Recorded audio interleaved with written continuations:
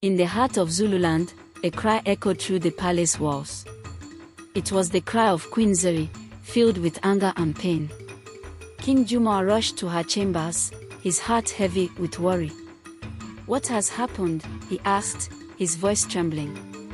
Queen Zuri pointed at Queen Amina, who stood quietly in the corner. "She has cursed my garden. My plants are dying, and it is all her doing." Queen Zuri's eyes blazed with fury. King Jumar turned to Queen Amina. "Is this true?" he asked, though he knew her gentle nature. Queen Amina shook her head. "I have done no such thing. I only wish for peace." The king sighed deeply. He loved both his wives, but their constant quarrels were tearing the kingdom apart. He needed to find a solution before it was too late. King Jumar called his trusted advisor, Sage Mbogo, who had lived through many storms and had the wisdom of the ages. "What should I do, Sage Mbogo? How can I bring peace between my queens?" Sage Mbogo thought for a moment, then said, "O great king, sometimes we must face the storm to find the calm. Let me tell you a story."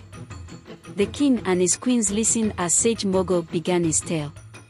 Once, there was a lion and a mouse who lived in the same forest. The lion was proud and strong, while the mouse was small and quick. One day, the lion roared in pain, caught in a hunter's net. The mouse heard the lion's cries and came to his aid.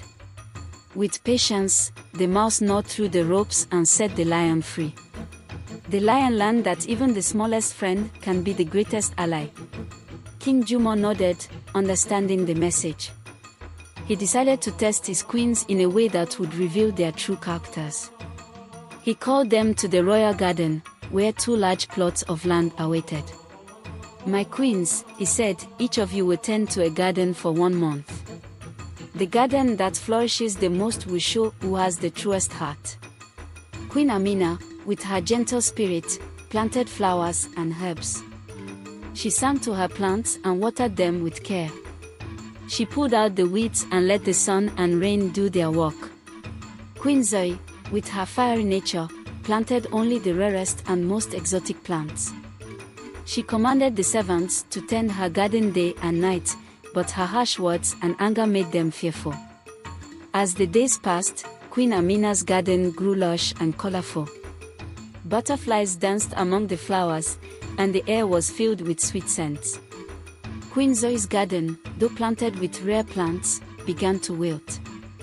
The servants, afraid of her anger, had not cared for the plants with love. At the end of the month, King Jumar and Sage Mbogo gathered the queens and the people of Zululand to judge the gardens. Queen Amina's garden was a paradise, full of life and beauty. Queen Zuri's garden was sad and lifeless. King Jumar spoke gently but firmly. "A garden, like a kingdom, needs care, patience, and love to thrive. Amina, your garden flourishes because you nurtured it with kindness. Zuri, your garden withered because fear cannot nourish life."